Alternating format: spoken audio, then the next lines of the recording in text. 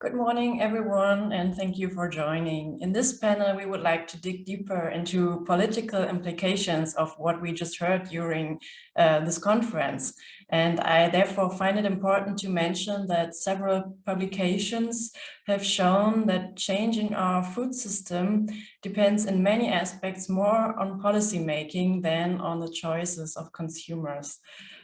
Therefore, we will look at these aspects. Common agricultural policy, a very tough topic, then also the implications of the European Green Deal, and which policy instruments actually are there for a changing of the system, and which ways of participation could we choose and develop. So during our discussion, please make use of our Q&A tool in the bottom of your screen, or if you would like to address our panelists directly, please raise your hand and I will give you the permission to speak up. And for any comments and links that you would like to share, you can use the chat function on the right-hand side. It's now my great pleasure to welcome our 4 very experienced panelists in various fields of policy communication research and bottom-up approaches. I would like to welcome Dr. Ana Moragues Faus. Sorry if I spelled it wrong. She's a senior research fellow at the University of Barcelona. And her research interest lies in sustainable agri-food systems and food security in European countries and Latin America. And therefore, she's looking at farmer strategies, collective action, and the dynamics of alternative food networks. And more recently, she is also looking at the evolution of urban food strategies. Then I'm also delighted to have with us Janneke Bruil. She is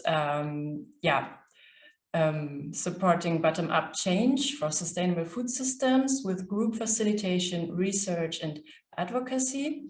And she is the co-founder of Cultivate, which is an international collective of freelancers, where she connects diverse actors from practice, science, and policy through exchange processes and co-creation. She also co-authored the book Agroecology Now, Transformations towards a more just and sustainable food systems. And also she is the policy advisor of food of the municipality of Wageningen in the Netherlands. Then I'm very glad that Paula Gioia accepted our invitation. She's a farmer and beekeeper and very active in the German peasant movement, as well as in the European coordination of La Via Campesina, also at the international level of La Via Campesina. And La Via Campesina, as you know, is the largest movement of peasant and small-scale farmers in the world, strongly advocating for food sovereignty and farmers' rights. And also, I'm very thrilled that Inés Jordana is part of our panel. She has a background in environmental sciences and rural development. Inés was part of the European Network for Rural Development Contact Point, connecting European policy networks, research institutes, and organizations working in the rural development field. Later, she was leading the Food, Agriculture, and Rural Development Department in the Spanish Ornithological Society. And right now, she is coordinating the EU Food Policy Coalition that consists of a wide range of international NGOs active in the field of environment and food sovereignty, as opposing to the actual CAP, so Common Agricultural Policy. And I'm very glad to have you all here. I would propose that we start from the EU level, and secondly, we would hear about the demands of the peasants of Europe. And after that, we could explore the Mediterranean rural regions. And before we step into a broader discussion, I would like to focus on the local food politics exemplified by the city of Wageningen. So Inés, if you would like to start, as I understand, the actual common agricultural policy reform is not implemented yet, and there was a huge public movement that wanted to withdraw the cap because there were many issues, and now there's silence as I perceive it. So where are we at in this process? Thank you very much, Jordana. And I'm delighted to be here with you and seeing that there is a lot of attendance. I see some of our coalition participants also following, so it's great to be with the network. Well, first, it's good when you were mentioning that the CAP is a tough topic. I was very happy to hear that at least it is a topic, and it's very much connected now to food discussions, because for some time it was a policy that was just dealt by in the shadows by a few policymakers, and society was not looking at all at this huge this policy that has a huge impact on our food systems. So finally, there is some perception that this is important and that we all can together make a difference on this policy. The EU Food Policy Coalition does not only focus on this, the CAP and transforming the CAP. It's one of our goals and mission as a coalition, but ultimately we are advocating for coherence, policy coherence for food systems at EU level, and transforming food systems and the CAP into a common food policy based on agroecology. So we deal with the CAP, but we deal with many of the other policy areas and components into what could a common food policy be for the EU. And you're mentioning that there was this big campaign in first they vote this cap down at the parliament. You remember in October there was this movement where finally we were looking at our politicians sitting in the parliament voting upon a report that was not beneficial for the change we need. Then they withdraw the cap. Not every organization has decided that a new proposal would be the best solution for this cap.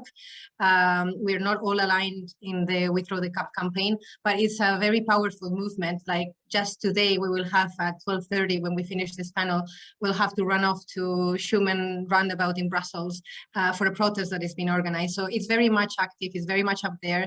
And why is this week? It's because the trilogues are still going on.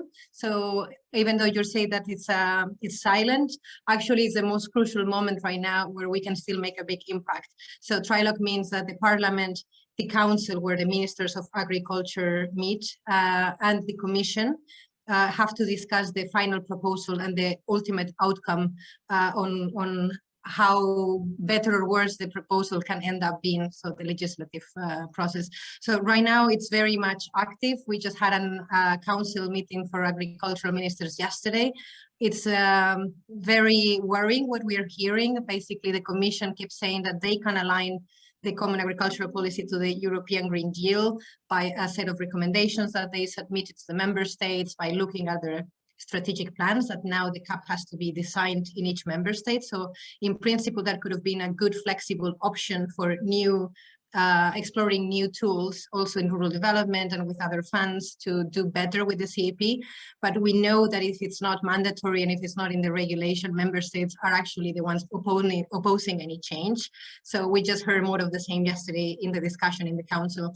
So big moment for campaigning, for putting pressure also on the final votes on this on the parliament, which will happen presumably in June. And yeah, all eyes looking at these discussions between Commission, Parliament, and Council still. You have a lot of power. I mean, you have a lot of power to still influence your governments at national level and those plans that are being drafted as we speak. Thank you so much. I would like to ask Paula, what are the big issues the European coordination of La Via Campesina is currently working on? Thanks very much for the invitation to bring the peasants' voice also to this panel. I think one dimension is very similar to what Inés just highlighted, the policy work. We are also members in the coalition, and this demand on policy coherence is a one of our hugest demand, let's say, no? How comes that the EU comes up with a Green Deal, no, farm to fork strategy and a biodiversity strategy, and it's not reflected in the CAP, no?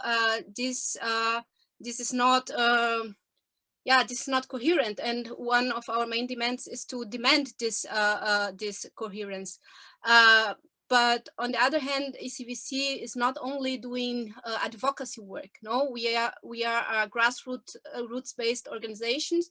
It means that we have member organizations throughout Europe, not only in the European Union.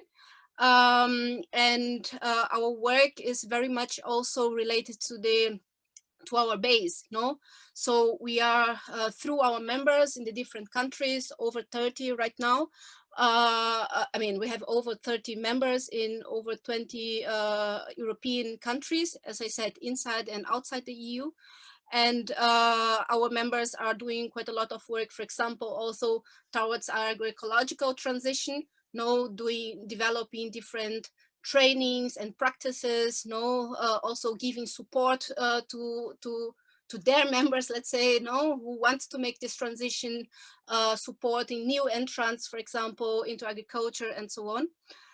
Another important dimension for us is again the alliance building, no, because as we all know, peasantry is getting less and less in Europe. So we need to make alliance with the broader society in order to get stronger in our demands, but also that our voice are stronger, but also that we can incorporate the different social demand, society's demands in our demands as well. No, that it's not only from the peasant view, but trying to have a more holistic demand, let's say. So we work quite a lot on alliance building with different food production sectors, but also with activist scholars, for example, with other NGOs, or with consumers, and even with progressive institutions, no, when we can find them. So and then another dimension is that ECVC, the European Coordination Via Campesina, is also member of La Via Campesina, the global peasant movement. So our work is not only at local, national, and European level, but also at global level, no? And here, in terms of policy making, we are very active in space like the Committee on World Food Security, also in the Human Rights Council, no? And here, being active in the different policy making processes which are being developed in those spaces. Yeah, I would leave it here. Thank you so much. And talking about alliances, there's a lot of innovations coming up from businesses, incubators in agribusiness, like, for example, inventing new protein products, also about insect products. And yeah, also to find smart technologies for precision farming. Is this actually the transition you're aiming for? I think European institutions often come up with technology and technical innovations as solutions, no, for the problems that they have built themselves, no. But at the same time, there is a big lack on democratic processes to gain public consent on that, no. The innovations that they are putting forward, they are very much, let's say, influenced by the same corporations which are contributing to the problems, no? So they have a big lobby there, no? From our point of view, no, those are not the innovations we want, no? The innovations we want, they should be based on the needs coming from the ground, no, being developed through collaborative research with the ones on the ground, aiming the autonomy and the resilience of farmers and so on, no? It cannot be the solution that that we get how to say, through these technologies we end up being slaves of these corporations, and actually technology should be in the service of the needs of the farmers on the ground. No, so yeah, from our point of view, as I said, I think technology should be developed through respectful exchange approach, for example, based on the value of the dialogue of knowledge, no, and so that they can really contribute to transformative approach and to the urgently needed, actually, transformation of our food systems. Thank you. One last question now to Paula. Why should the small-scale producers be at the core of the new CAP?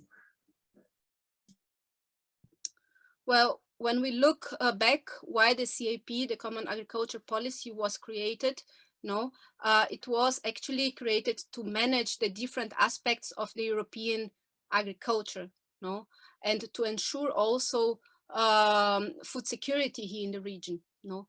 What we have nowadays is a CAP that use almost 40% of the EU budget. No, it means our taxes that we pay, no, but they are in the service of actually of the agribusiness, no, and at the same time, the small-scale food producers, they are reducing more and more. Between 2003 and 2013, 1 out of 4 small-scale farmers disappeared in Europe, no, and it means that food security, one of the aims of the CAP, no, in Europe, is based on import. No, we are not food sovereign. No, our food security is based on the dependence of other markets, let's say. No, at the same time, small scale farming is actually the farming model that can address the challenges that our society is facing today. And this in different aspects. It's about climate, it's about the social dimensions, and small-scale small-scale farming use, for example, lower levels of external inputs. No, normally use much less fossil fuel. It generates much more or generates quite a lot of work places at rural areas, no, and at the same time, many of small-scale food producers are silently working towards a transition model in agriculture, no. So it's actually the model that addresses and responds to the climate change, as I said, to the biodiversity losses, to the depopulation of rural areas. And at the same time, it's the model which produces healthy, fresh, local food for the population. And if we look to the pandemic that we are having right now, no, this kind of food is actually the food that contributes to a stronger, how to say, immune system. I don't know how to say this in English, but like to a stronger body, let's say, no, that can be much more resilient for this kind of virus, no. So from our point of view, there are quite a lot of reasons why the CAP or why small-scale food producers should be in the core of the CAP. Thank you very much. Anna, you have a broad set of qualifications, as I saw, and I would firstly like to talk about your work in rural areas. I know your doctoral thesis is quite a long time ago, still I would like to know about it. And you focused on rural Mediterranean regions. So what were your findings? How do global markets have an impact on the rural farmers in the Mediterranean area?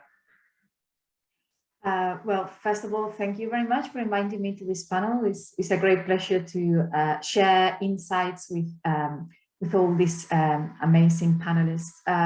So, as you say, it was a bit of some time ago when I did my PhD, but but it is nice to delve again into what's going on in rural areas. I think your question about global markets and what's going on in Mediterranean rural areas in terms of agriculture is a very big question, and there is like multiple answers, because there are many different types of Mediterranean agriculture. We can think of olive oil production, we can think about fruit and veg production, we can think about many different types of systems. So it's important to have this into account, and sometimes it's easier because of the way the global market functions to think about specific products. And I just wanted to highlight something that has been happening in the last weeks, but it kind of like comes from a longer tradition. Sadly, we have the example, for example, of near here of orange production in the Mediterranean Spanish countryside, and how it is struggling to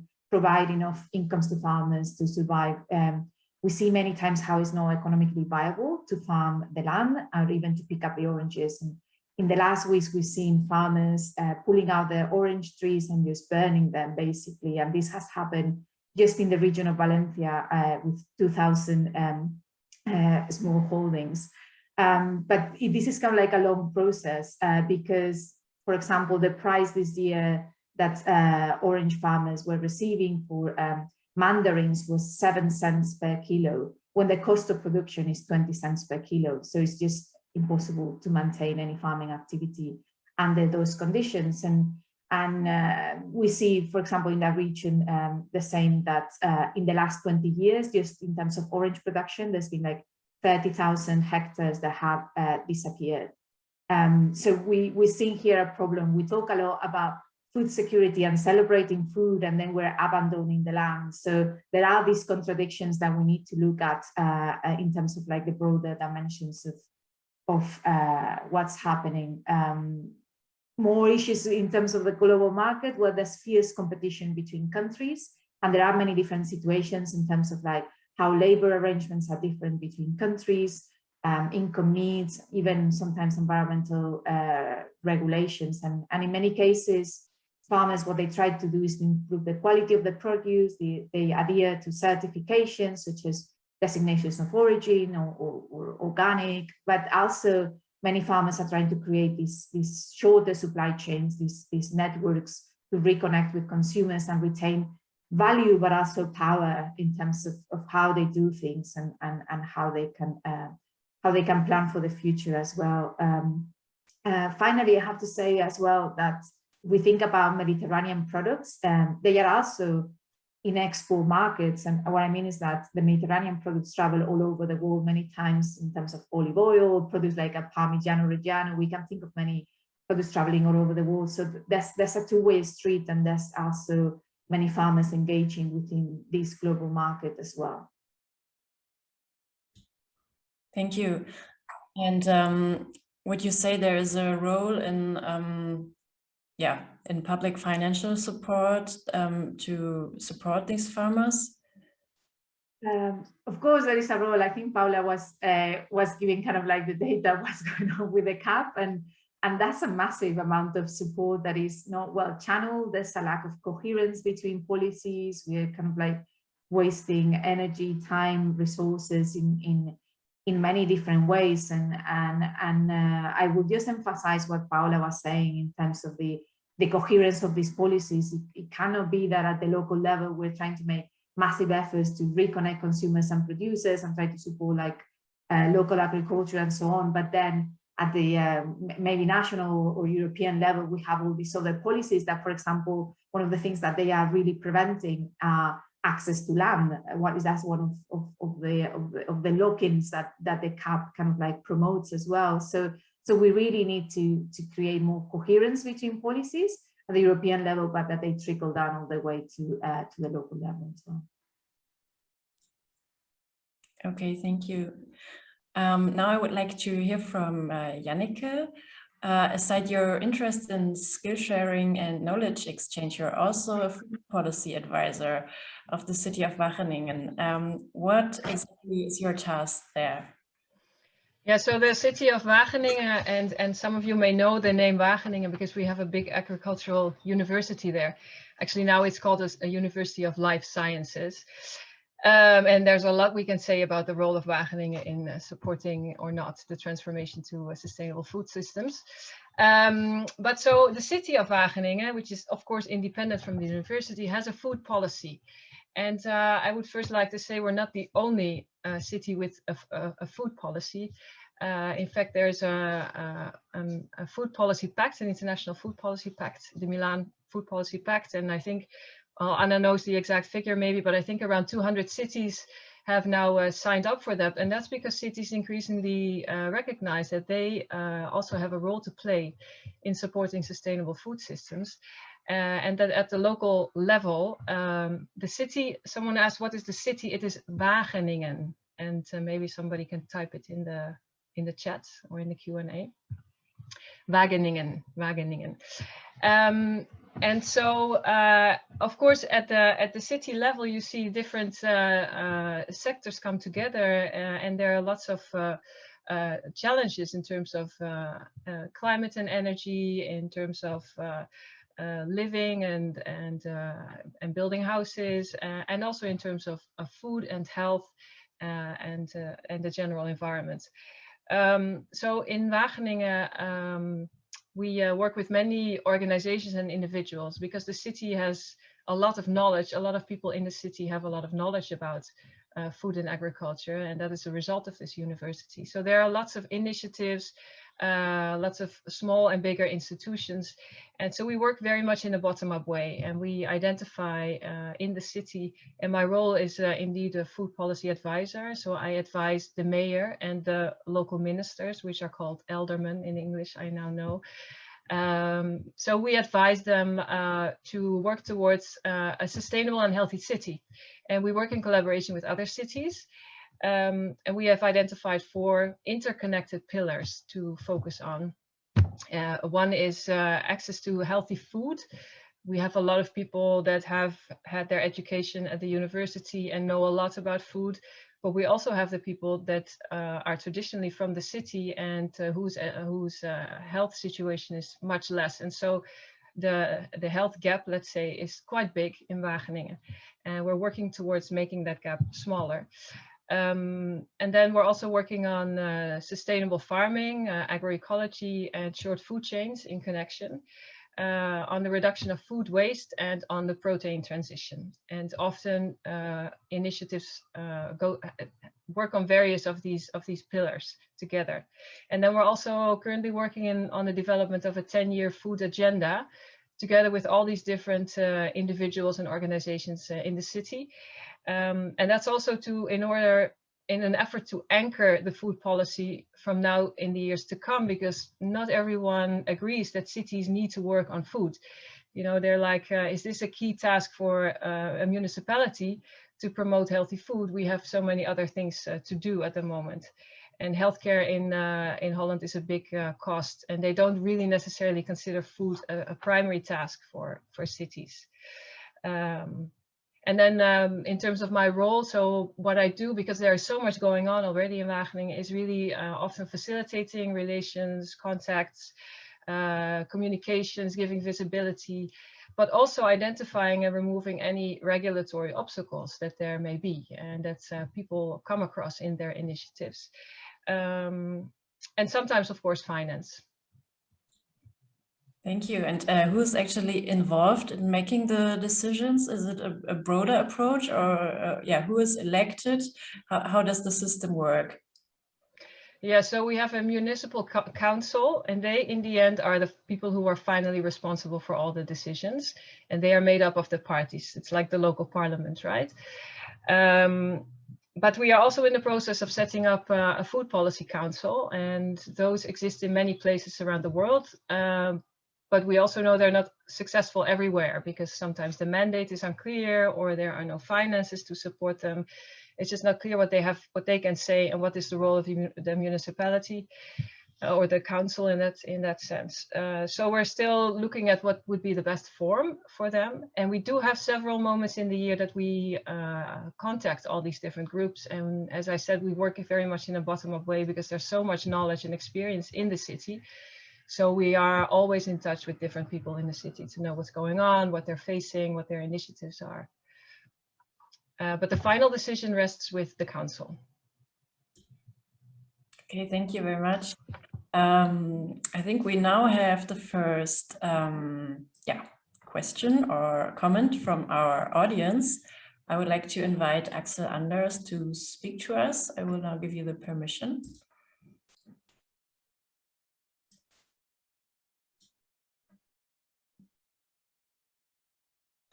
Axel, can you hear us? Sorry, yes, I didn't raise my hand, so I must have been a mistake. Oh, sorry. okay. Yeah. Okay, if you don't want to take the chance, then I will proceed Great. with our Sorry. panel. Okay, yeah. All right, no problem. Great, so now I would like to look more at the local level. So I think you already pointed out that you are all more interested in the bottom-up approach than in the top-down approach. But still, yeah, we need maybe some policy that supports this approach as well. So my question would be, what kind of structure is needed to build short supply chains and to support agroecology? So this is a very broad question, but maybe you can look at each of your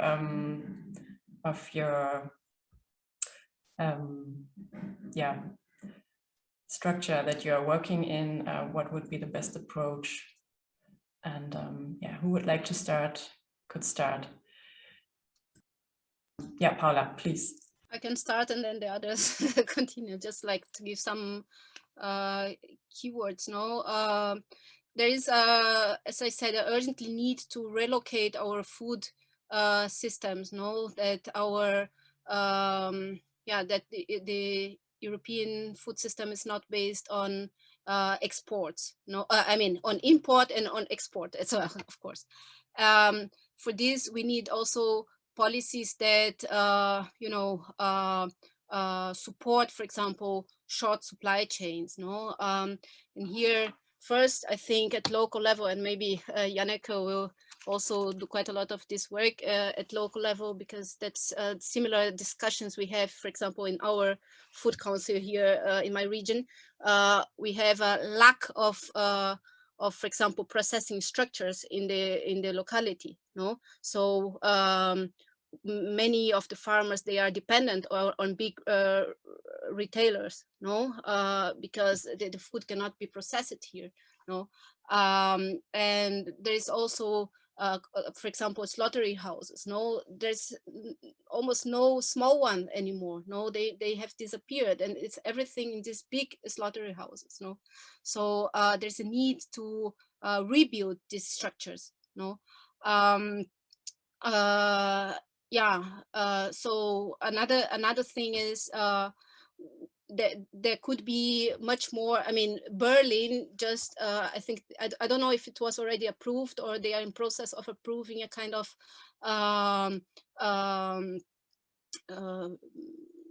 law at city level, I don't know how to call it, to have much more purchase of local food. No, food produced by the local producers, and this is a kind of policy that can help quite a lot the local market, you know. And another thing is like to have policies that allow that guarantee much better income, a fair income for local production, you know, for the farmers. So just some ideas to start the conversation. Thank you. Okay, Inés, you would like to go on? Yes, no, because I mean, we're mentioning how can the top-down, bottom-up approach promote agroecology, and I do agree that the applications of the agroecological approach are very well developed bottom up, but I mean, we strongly believe and as Food Policy Coalition that there is a big role for policy to recognize the full dimension of agroecology, because it's not just a set of agricultural practices or just one innovation amongst other. It's really a paradigm shift in our food systems, and it would mean moving towards diverse, knowledge intensive and ecology based system. So it's really changing societal relations, empowering farmers, adding value locally, and privileging these short value chains, as Paula was saying, that link consumers with producers, or citizens with producers, because we keep saying consumers, and we are ultimately just citizens that want to have the right to food. So in that way, we are really advocating strongly to make this approach understood by policymakers, because we do think that the common agricultural policy, all the actions that will be ruled out of the farm to fork strategy and the biodiversity strategy, everything that is being discussed about trade and sustainability chapters, all of those need to be incorporated in the full dimension of agroecology. And there is a big work to be done in making this understood by policymakers, because we do think that policies can really support this from different levels, starting from the European one and obviously at local level. But until we do not get an agreement on this, we're just facing a lot of struggle to make this understood and to be further developed and supported. So absolutely top-down approach, where the opinions from the COR, the Committee of the Regions, and the European Economic and Social Committee, and everyone that is looking into this and trying to promote this concept, I think it can be very beneficial to actually support and the implementation bottom up. Thank you, Inés. Anna? Thank you. I, of course, completely agree with Paula and Inés, and just kind of like building a bit more on what Paula was saying. I think, and through the COVID crisis, we've seen this, but we've seen this through like decades now. We need to rebuild or protect our food infrastructure and support that food infrastructure is publicly and community owned. We have seen how big corporations and supermarkets are owning more and more infrastructure. And we have seen like wholesale markets crumbling, for example, in the UK, where they are shutting down wholesale markets. So we need spaces and the type of infrastructure that allow us to promote these reconnections between citizens and producers, and that allow us to build a more distributed, but also distributive food system, so that we distribute more fairly value, we distribute more fairly resources, and we are more resilient. I mean, we know that diversity is at the heart of resilience, is at the heart of respecting different needs and different cultures, and also connecting better with our environment. So we need to create these more distributive infrastructures in terms of wholesale markets that are open to farmers and producers and small shops. We need places to transform the food. We need abattoirs. We need all these different infrastructures, and that we have actual access to it, that they are not privately owned and they kind of like pushed out of the market, small producers or small cooperatives that are trying to do things differently. So I think really different levels of government investing in this importance of infrastructure is very important. I think it's a key issue. Thank you. Yeah, this is also linked to the question, who is responsible to make the start? For example, there's a lot going on with community-supported initiatives and structures. Do you think this is also an option to start for small processors to be community supported in the first step? Are you having experience here? Is that question for me, Jordana? Yeah. I think that each place starts from a different situation. Like, for example, that here in Barcelona, we have a network of 32 publicly owned food markets. So that's very different from what other people have. But maybe we're losing, like in the wholesale market, the abattoir, or maybe the wholesale market is expanding different ways. So I think despite giving kind of like big ideas, I think we really need to make them territorial, make them relevant to where we are, and what are the needs, and what are the histories, and what are the experiences and the knowledge that local people have and that local communities have in order to really build these infrastructures. So So it depends on when and where you are and what you need. And of course, what you need again is this alignment of policies. It cannot be that you're trying to make all this effort to, for example, be like a cooperative supermarket, but then planning permissions are just allowing to build like big enormous supermarkets all around you with any type of regulation. Or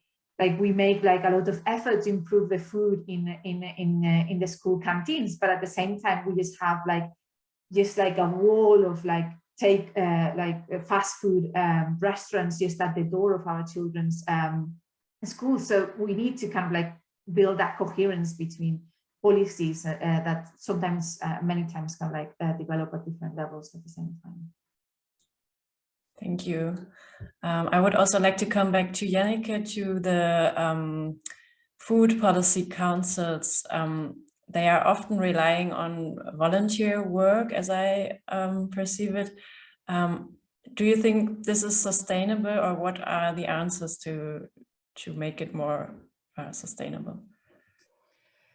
Well, first, I think a food policy council does not take away any responsibility from the government. So they are there to advise and to share their knowledge and their insights and their ideas. But the government needs to take their role in regulating and in facilitating.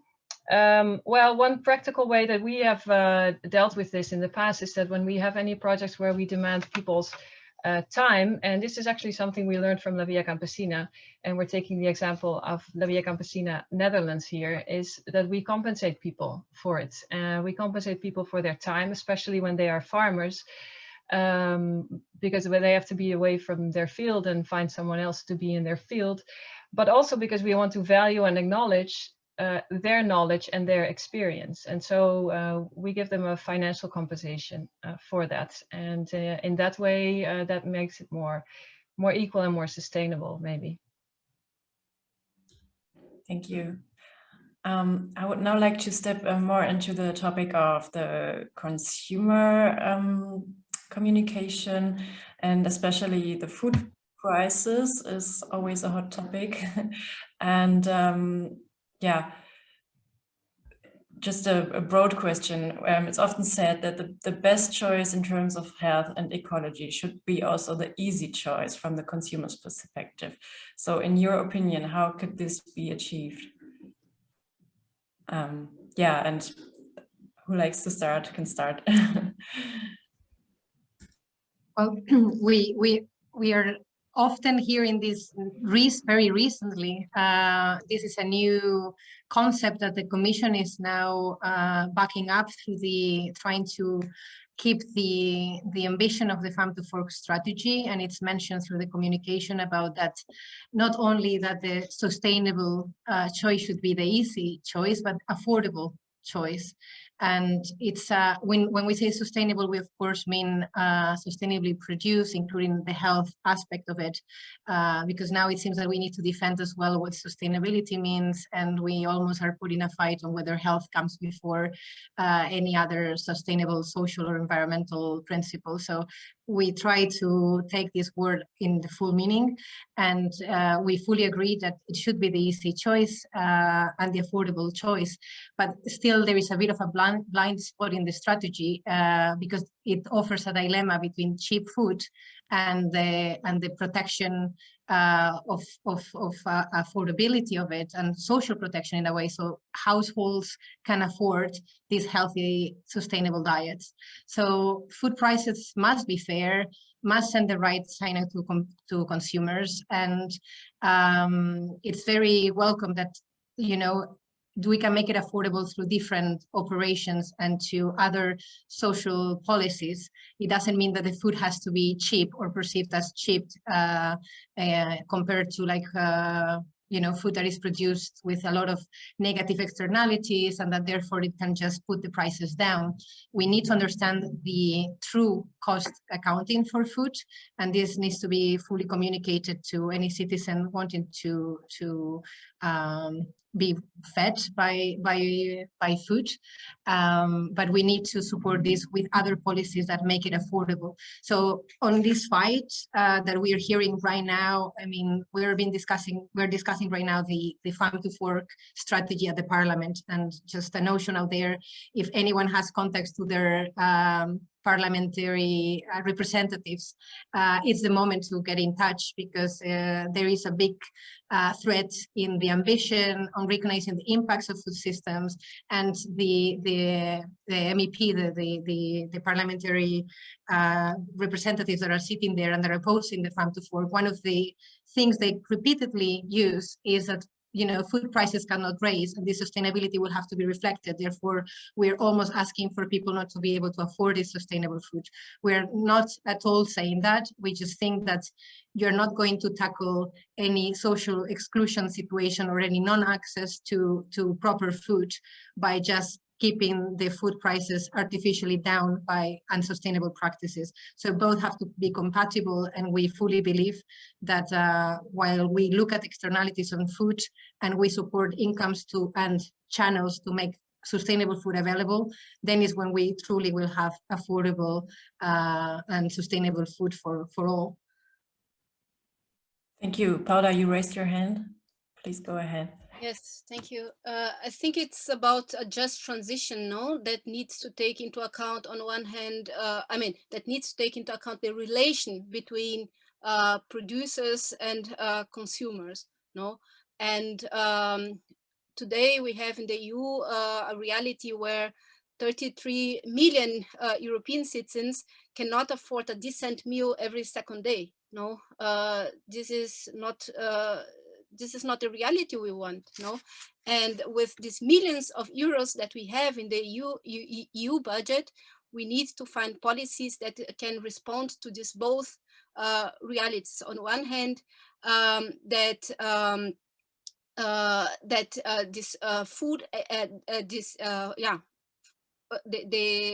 CAP foreseen subsidies also in order to make food prices more affordable, but on the other hand also to take into account fair incomes for the producers, no? So these two dimensions need to be taken into considerance, and this is part of this coherence that we are demanding, no? On one hand, from the coherence between the farm to fork strategy and the CAP negotiations going on, as Inés just said, no? At national levels, but also at the European level at the moment. Yeah, thank you. Please, Anna, go ahead. Yes, just adding to what Inés and Paula was saying, I think there's this illusion that cheap food exists, but it doesn't really exist. The cost is all over the place, and we can see it in healthcare costs. I saw data recently that it says that around more than $300 billion of dollars, or US dollars, what was the cost of treating diabetes in the US just in 2017. So we're talking about a massive cost related to our diet, and that's just one part of it that we're able to monetize in some ways, but also the environmental costs, climate change, and so on and so forth. So cheap food doesn't exist, but it's at the heart of how our socioeconomic system works. It's at the heart of the socioeconomic systems we have built. Some decades ago, we used to spend 40% of our income in feeding us, and right now that's unimaginable. So one of the things that I think we need to advocate for is to really think systemically about what is the role of food in our economies, in our societies. And we need to campaign and make like broader movements, because I think we need to link it to what are we spending money on. I mean, one of the problems with cheap food is, of course, like the problem we have, for example, in Europe related to unaffordable housing. And all these elements come together in terms of creating this landscape of precarity and lack of access to opportunities and having healthy and prosperous lives. No? So I think that we need to see the bigger picture here and really dismantle this myth that cheap food can continue going on forever. Yeah, if I may add, I completely agree with all of this. And in the Netherlands, there's a big debate now about taxes on food, and probably in other countries as well. And related to all the costs that Anna just mentioned to the environment and society of industrial food, I mean, tax policy would be a very important way to tax the food that is produced in an unsustainable way, in an unhealthy way, and to lower the taxes on healthy foods, for example, on vegetables and fruits and beans and things like that that are produced in a sustainable way by our local farmers. And I don't know if this is a discussion in other places, but this is definitely now on the table at the national level in the Netherlands. Thank you. I think we got mentioned from the audience. So Johanna, I will give you the permission to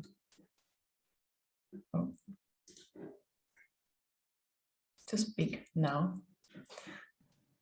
Thank you. I find this discussion very, very interesting. So thank you all for your contributions and comments.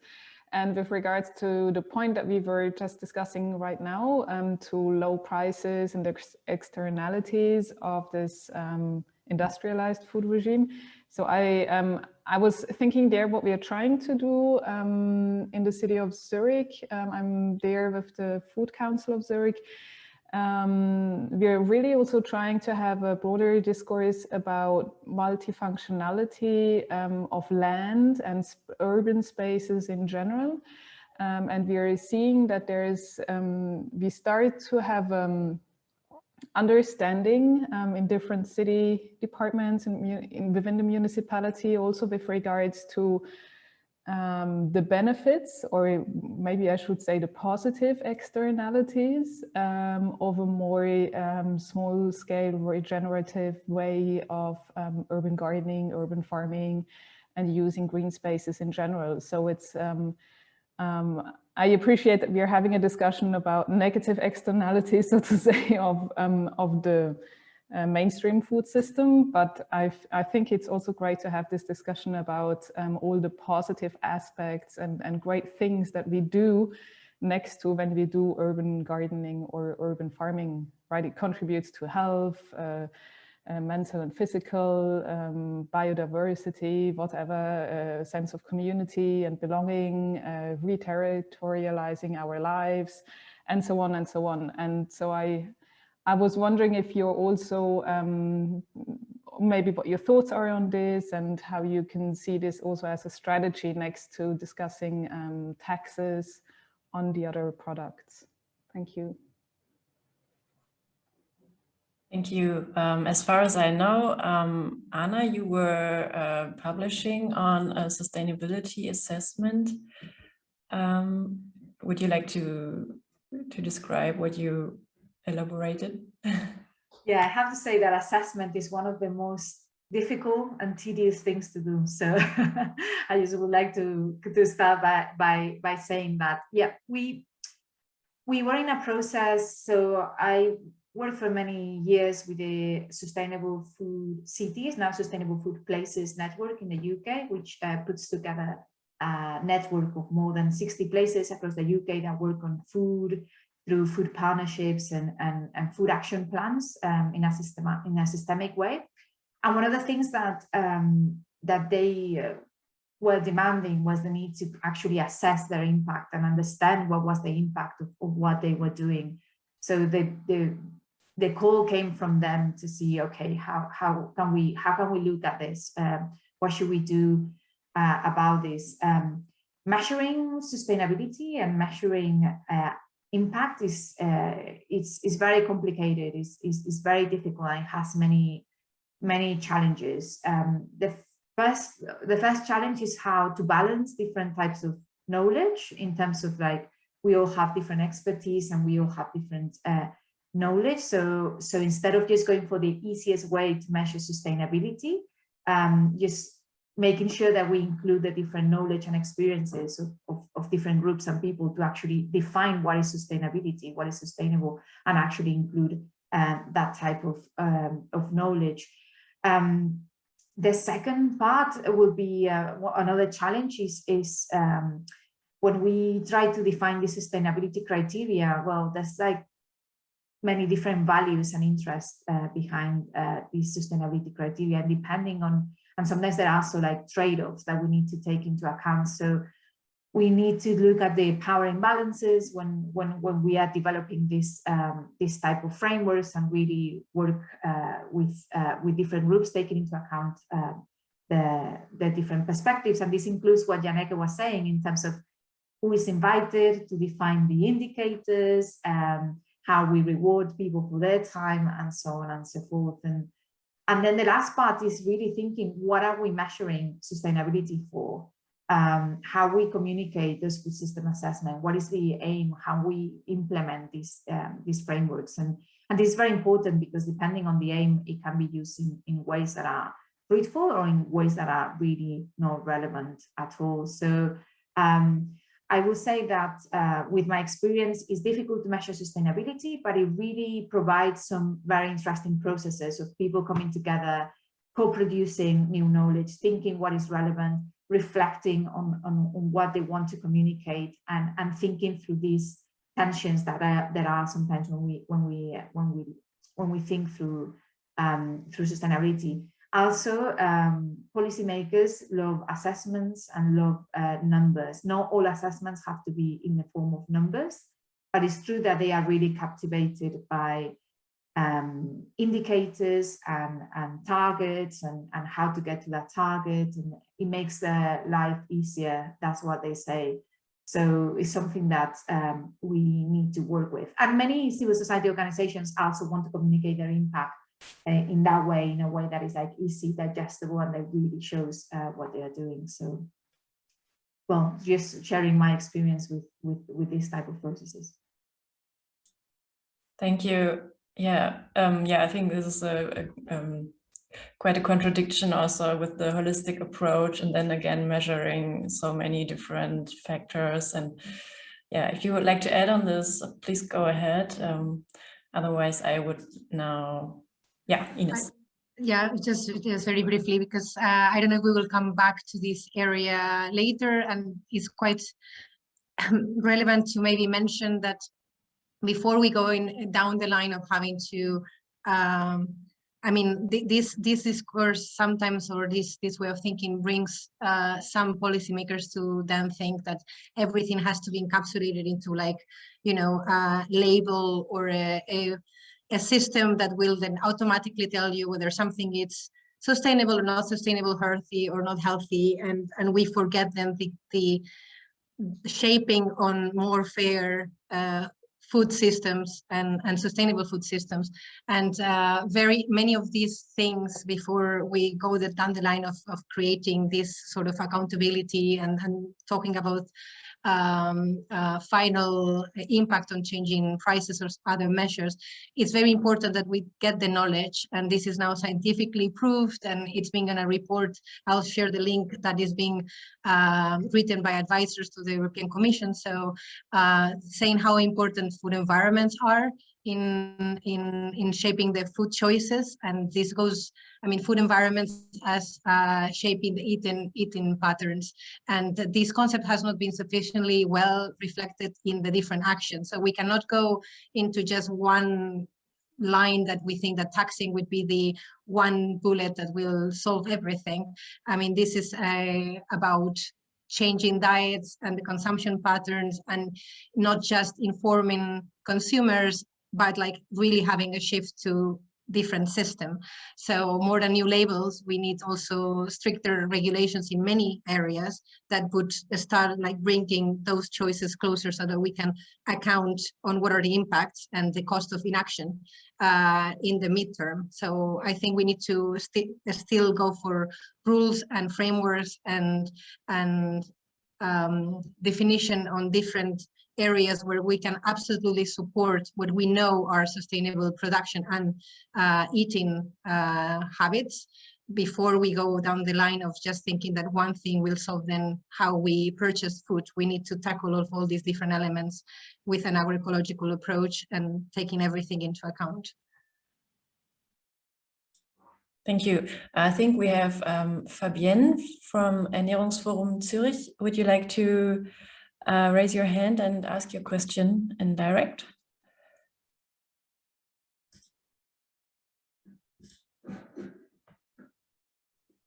Okay, so now you can ask your question. Yeah, sure. I also appreciate the discussion on the external costs and how they need to be internalized by such things such as taxes and others. I was going a little bit in a similar direction as also Johanna already said, that there's also positive externalities to healthy food that could perhaps be directly connected. I mean, currently I'm working on such models as to connect, for example, now a diabetes organization to subsidize a food co-op to make healthy foods from a biodynamic farm more accessible to people, because actually they're interested in providing healthy foods. I was wondering if such kind of thinkings are also, such developments or models are also going on in other regions, or kind of bypass the policies and go directly with more private organizations and funding sources.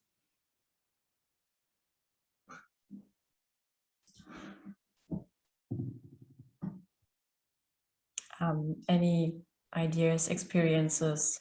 Yeah, maybe just a very concrete example, just as an inspiration. We're working with care farms in our region, connecting them with food banks. And of course, food banks are a terrible symptom of everything that's wrong with how we have created our food system.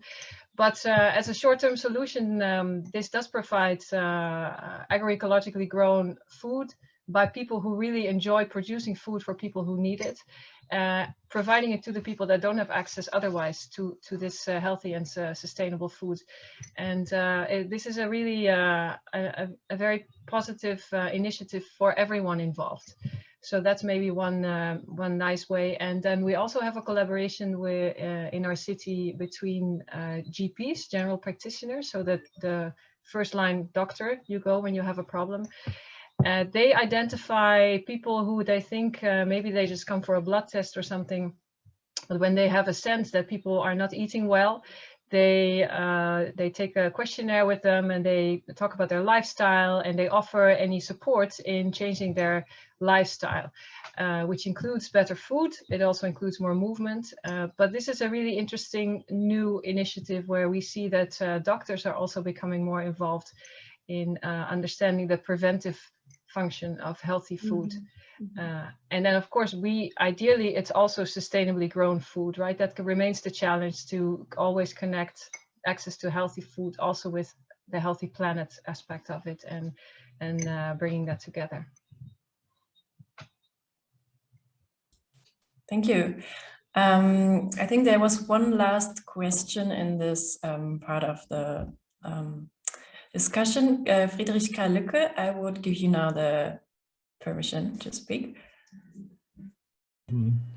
Well, I wrote it already on the chat. I would be extremely careful not to overuse the term of healthy food. I think all the people I talk to agree that it's the healthy lifestyle, it's the healthy eating habit, the healthy environment which is crucial. For example, for me, to sit down in a cafe and having a delicious piece of pastry is then in this situation, a piece of pastry is a healthy food for me. And you will effectively kill all the acceptance for a large part of the population if you give them the feeling that they should be force-fed by certain food that some experts say they are healthy. Excuse me for being so emotional on this, but this is my experience throughout my professional life. I fully agree that it's a more plant-based nutrition. It's much better for your health than the present Western type of nutrition. But I urge you, please be careful not to overuse the term healthy food. Thank you. Thank you for this view on the topic. I think there was a comment from Mr. Eisenbach. If you would like to add it in our panel directly, you could raise your hand and add it here.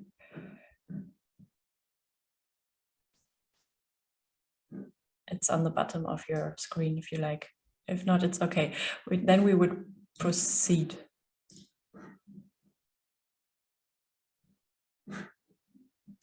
May I react to Frederick Carl's comment?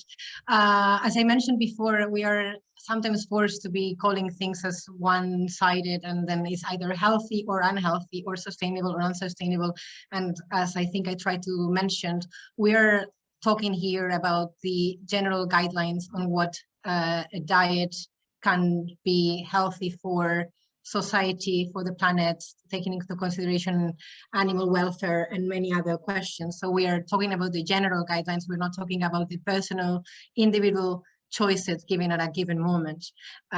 We try to make that being understood, that this is not about imposing a certain food and demonize others, but we do need to understand, as you were yourself saying, that European diets are not in line with the recommendations for healthy eating, and we need a shift in the consumption pattern, and this needs to be with mostly based on plant-based food. And this is something that we cannot question, how we make the shift, how much share of the private choices we live, and how much that is integrated in a generally healthier society and habits and lifestyle. That's absolutely right. So it's really not going to be against the individual choices, and I think that's what the debate is forcing us to seem that we're saying, which is almost like attacking the individual choices when we're talking about the global shift that we all together need to start doing. So absolutely not singling the unhabit. I mean, I'm having a coffee right now in a Starbucks cup. I mean, everything we do in the daily choices are up to the individuals. We're talking about policies, frameworks, and a general shift. So just wanted to say that as well. I think we are in the same page, but it's a good warning in a way that this can be considered like that. Thank you. I would now like to go on a different topic, because we also are facing the global situation every day. And I was thinking about the question, is a sustainable global market possible? And I think, yeah, this is quite a big question. And I think it is a lot about trade agreements, in my perception, but maybe you have different approaches. So my question would be, what needs to be done in terms of international trade agreements to enable real sustainable food system change? Who would like to answer on this?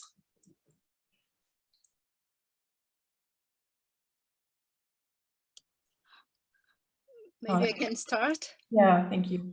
We have to stop free trade agreements. That's the answer, right? Because I mean, as ECVC, we stand or we defend a position that we must give preference for local markets. No, this is from our point of view the key to achieve food sovereignty. We have seen it again during the pandemic. No, we are still in which we are still in. I mean, this is not only about the food market or the food system. No, in the different sectors of the society, we have seen that that structures that are based on global markets, they are not reliable. No, they are not. We can in a crisis situation, we are extremely vulnerable. So we have. To stop these free trade agreements and invest much more in strengthening our local food systems, relocalizing them and addressing the social and environmental issues that we are facing in our yeah, in agriculture here. No, otherwise sustainability will not be achieved.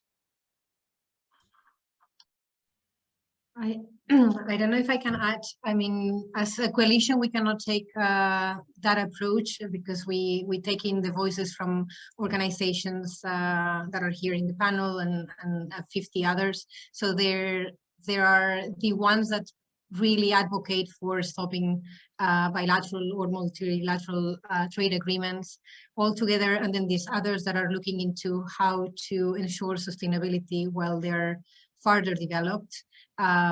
Because it seems that it would be a long shot to say we're stopping trade, and in the making of relocalizing food systems and stopping this idea of this globalized food system where everything is about importing and exporting feed and food products to quantities that are not accountable for the sustainable levels that we have in terms of emissions, in terms of production, in terms of resources use, in terms of labor. So trade has a lot of impacts, and that's fully recognized.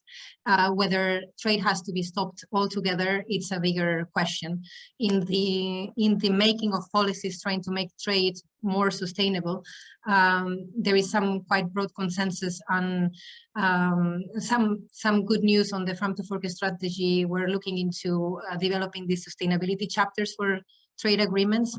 They were looking also into better assessing this impact of the food and farming policies on local food systems, also for small producers, really trying to safeguard the use of seeds. So there are certain issues that are there as potentially helping making trade more sustainable, while we're trying to continue the conversation on what is a territorialized food system that could be more sustainable. Could be EU import and export within our continent, the level that we could admit to still feed ourselves with a variety of production, and could all the continents be self-sustainable in terms of food production. These are all questions that are now on the agenda more than ever. Especially since COVID happened and new measures had to be put in terms of even internal market in the EU, in terms of goods transport and import and export within EU countries.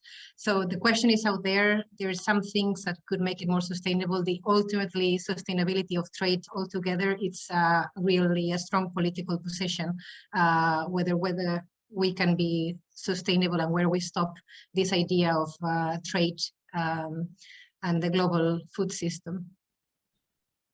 Thank you. Yeah, I think there are also some processes in place concerning the supply chain and equity of workers all over the world. And yeah, this was something that started in Germany, as I understood, and right now it's even discussed on the EU level. Do you think this has could have a broad impact on trade?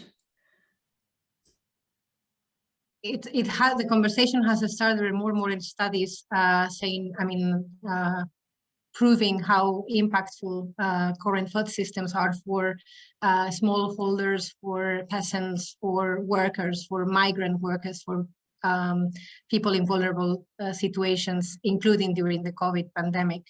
Indeed, there were the cases in Germany with the slaughterhouses. There was all that had to be put in place in terms of migration for fruits and vegetables picking in different countries. It starts being included in some of the debates, but I wouldn't say that excuse me, that it's fully picked up. Something as simple as could be including a social conditionality in the common agricultural policy.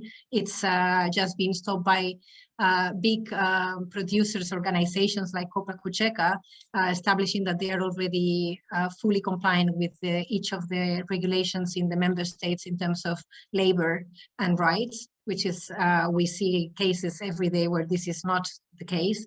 And there is a big opposition to just include such a thing. Like, if we're going to give public funding to support agricultural models, let it be aligned with basic standards, social standards, and compliant with regulation for social well-being and workers.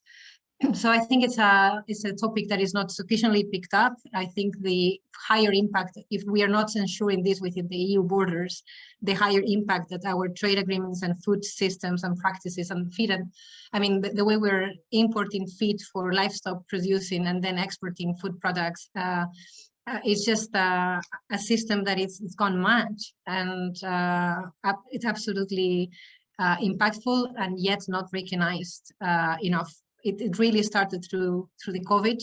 I don't think we're going to see any changes in the current common agricultural policy, and the mentions in the Farm to Fork strategy and the discussions are really minimal. So I think peasants, small farmers and workers and migrants are the least of the concerns of most policymakers. So we do need a change in the composition of our governments and decision makers.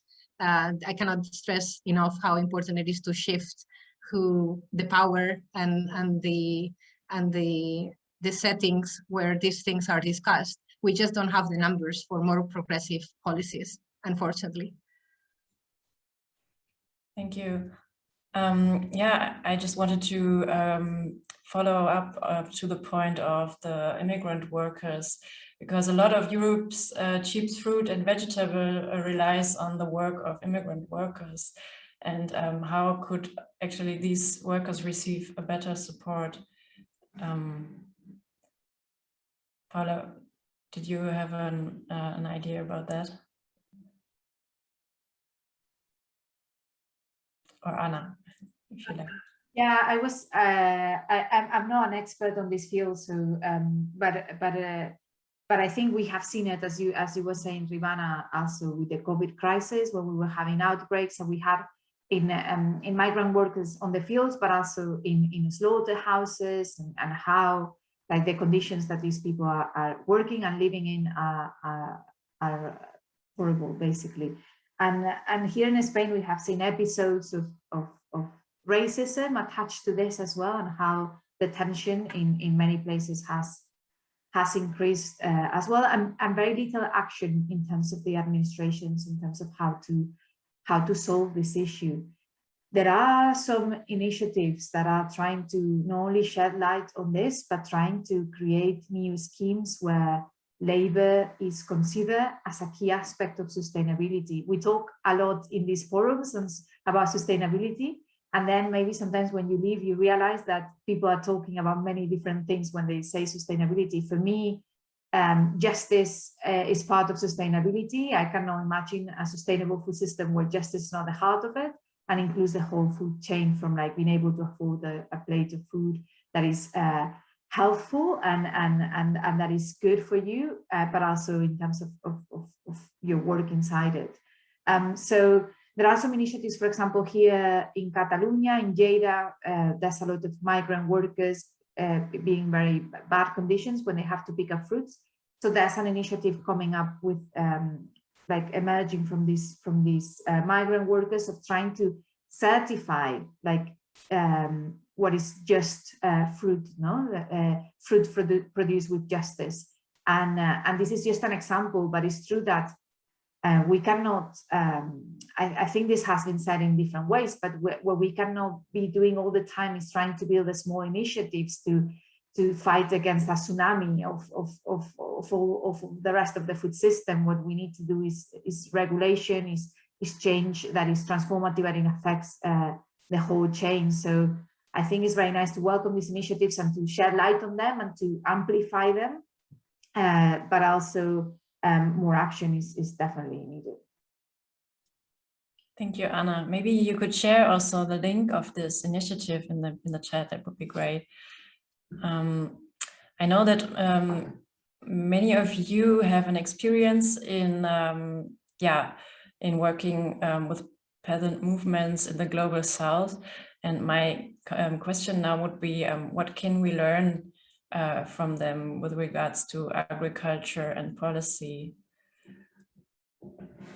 Paula, please.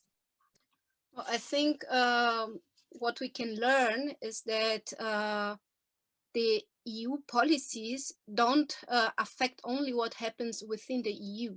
No, it goes much broader. No, land grabbing, climate catastrophes, human rights violations, migration, all this has quite a lot to do, or enormously to do, with the policies that are developed in the EU. No, so I think this is something very important for us to learn, that what happens elsewhere, no, what happens here has big impacts elsewhere, and therefore we as Europeans have big responsibilities, no, to change what is happening here, not only to achieve better conditions here, but because of our responsibility towards our comrades elsewhere. No, so I think maybe it was not the intention of your question to hear this answer, but I think this is very important to say. No, that we can learn that what is happening there is very much based on what we are doing here, or our policymakers are doing here. Thank you. Yeah, Janneke, please. Yeah, well, a thing that I personally have learned from the peasant movement is the value of the knowledge that is in peasant practices, and so and in their experiences, and so that knowledge really needs to be heard and systematized and used in decision making, and that's why in the governance of food, it's so important that it is participatory, and so that many different kinds of knowledges and experiences can be heard and can have a voice in that kind of decision making. And the other thing that I learned from the peasant movements, and especially those in the South, is the what we could call the intersectional approach. So there are a lot of linkages between peasant movements, with climate movements, with migrant workers, but migrant movements in general, with anti-racism, feminist movements, and I think that makes for a very strong call, which also have to do with all the impact that the food system has in other sectors that Paula also just talked about. It gives a strong alternative vision and voice and proposals for change. And one thing we have done last year in order to contribute to that is we made a magazine on agroecology and feminism, and it has experiences from around the world and perspectives and visions, and you can download it from our website. I'll put the link in the chat. And I think those kinds of alliances between movements are super important for us all to work towards really strong transformation of food systems. And that is something I think the peasant movement is showing the way forward in.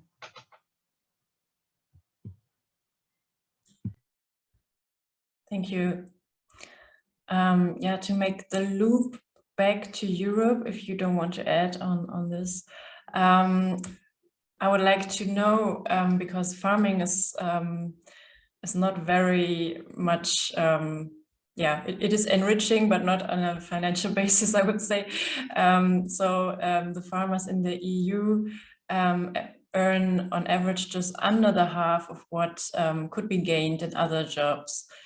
And I think this is also very much a reason why yeah, young farmers are not coming up in the amount that we would need it. So how do we get actually more young farmers to the fields?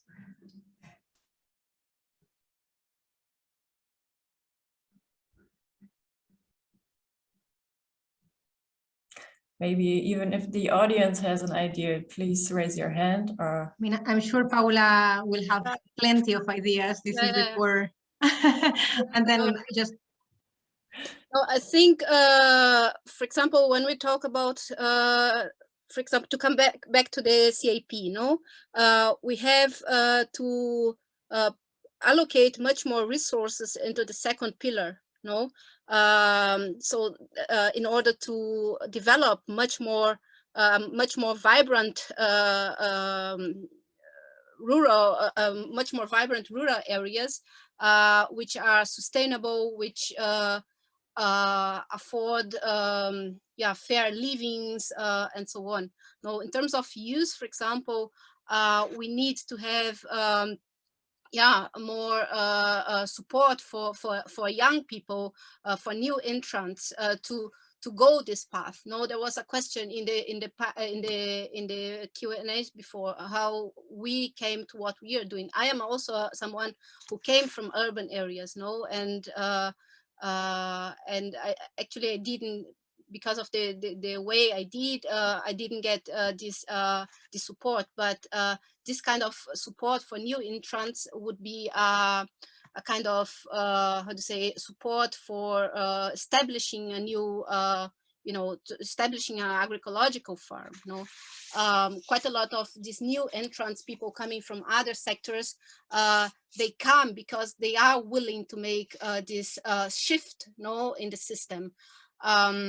So we need to have also, for example, support for access, fair access to land for young farmers and for new entrants, for example, willing to develop these agroecological models. And here, for example, from ECVC, we one of our demands is the establishment of a land directive in the EU, which on one hand facilitates the access to land for young farmers and new entrants, on the other hand also protects the soil and prevent the artificialization of the land. No, and this is following the CFS guidelines on land tenure. No, so we need to implement these guidelines that the United Nations member states approve at United Nations level, but do not implement at home. No, and here the EU is a big example for that. No,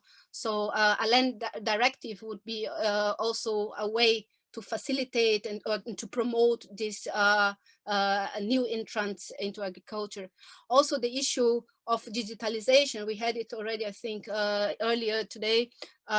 It's not about developing excessive amounts of digitalization, but to calibrating this digitalization to the specific needs of each territory or each peasant production, let's say. No, and finally, I think another element would be in terms of policies, also to develop policies that can create more jobs in agriculture, but also outside of agriculture in rural areas. No, we need to find ways to make rural areas much more attractive. No, and for this we need, for example, the development of developing better public service, no, schools, maybe also cultural facilities and so on. No, otherwise the youth will remain in the cities, and what we need is also the repopulation, let's say, of rural areas. So just some ideas in that sense. Rivana, may I add that the price, I mean, I think it's fundamental what Paula pointed, and I'm sure she could go on for hours, because it's so much that small farmers and young farmers need as support to actually take up this lifestyle and make it profitable. We need to work on those prices. We need to work on the food supplies and the payment. I mean, I think Anna was saying at the beginning, the production cost versus the selling cost, and we need as a society to absolutely take into account that we want this produce. We need to value it. We need to have policies in place about unfair trading practices, look at the chain, not let the corporates make their own agreements and then dumping the prices into farmers, and accompanying all of this with sufficient training and development for these holders. Like access to finance is as important and to knowledge is as important as access to land. And we know this for decades now, and we're so slowly making any improvement on this, and the tools we have in place are just not providing this. So there's just like a general societal non-willingness of moving forward and having this recognized. It's not that they are not pointing out at the possible solutions for years and years now, it's quite frustrating, to be honest, to just point out of, low prices, farmers being abandoning the activity as if nothing could be done. And I think all the projects in the table today and probably from the people in the audience proves that there is much that could be. Thank you. I think we need to wrap up almost, but I would like to hear from you in a post-COVID world, which is hopefully very close. We never know, but what do you think? Which habits did people develop that they should keep to support this change that you pointed out? So each one of you, just a short flashlight to close the session.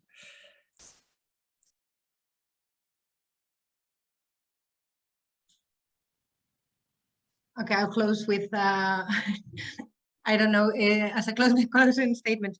I think we need to, if we learn anything and that we need to keep, it's a notion of kindness and connection and humanity. Just if we can keep the interconnection of how vulnerable each of us is and is connected to the planet, and this ecofeminist approach that has been linked to the planetary boundaries and our development. I think that would be a great learning from all of this interconnection and being kind to each other, how much we need each other. Thank you. Anna, would you like to continue? Yes, I was thinking a similar line to Inés. I think this realization that we are codependent and that we're codependent with our planet as well, and that we have ways of moving forward. I think we shouldn't be scared of imagining that things can change and it can change in a positive way, where we could all be happier and have a better future, not only for ourselves but also for the future generations. So I will try to encourage people to think positively, that there are things that we can strive to do better, we can strive to a better future, and we can walk those transitions not only in painful ways but also in better ways. And I think there's been so many things that have been said, from engaging from citizens, as the citizens that we are, that Inés was giving like specific examples as well, to kind of like policies or actions or initiatives. So just occupy your space in this movement, because your space can only be occupied by you. So go ahead and just give some positivity and some energy to all the great things that are happening already. Thank you. Janneke, were you following our words? I was just wrapping up with a short insight on which habits should people keep that arise from this COVID pandemic and could help us in our change movement. Yeah, sorry, my internet just dropped out all of a sudden. Well, I haven't heard all the other contributions, but I'm sure I agree with all of them. I wanted to say that this has been an amazing all-women panel that I've really, really enjoyed. Fantastic. Yeah, so the habits that people should continue after post-COVID, I think the interest in local food, the local economy, the local environment, which we've really seen grown during the pandemic times, is very important, and I hope we can maintain that and even grow that momentum. Also a sense of solidarity of people that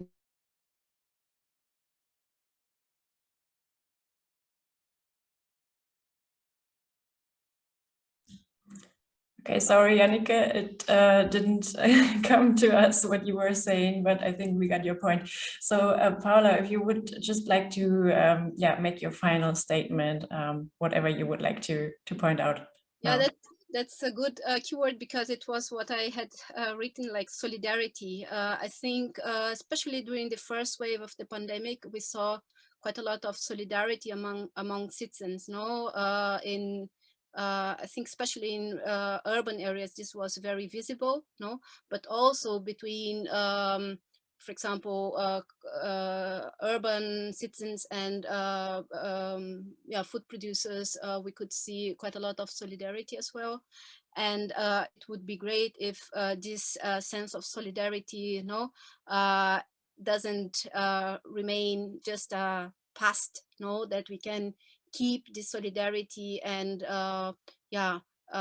remain in solidarity with each other, so that we can have a European society able to transmit this sense of solidarity also to our policymakers, because we lacked quite a lot of solidarity among the member states, let's say, especially during the first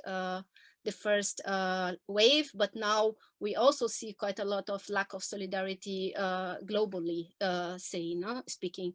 So I think solidarity is something that we have to take with us, and and also this value that was given, for example, to the seasonal workers, to migrant workers, especially during the first wave as well. No, this is something that quickly also disappear. No, and it would be very important that this value remains, because if we want to change our food system in Europe and consequently also globally, we need to give value not only in terms of not only with words, but also translating it into practice, translating it into policies. No, so people can really have fair incomes, can have really fair livelihoods and so on. Yeah. Thank you so much. Thank you for your powerful and motivating words. I know every one of you is really in a big struggle, each of you in your place. And thank you for sharing all your ideas and thoughts, and for being honest on some topics, because we need to address the topics honestly. And so, I think we had a great and vibrant discussion in our chat as well. People are taking information away from this panel and bring it to their place. And I wish you all a wonderful day, and thank you for participating. Thank you. Glad to see you all. Bye. Thank you. Courage.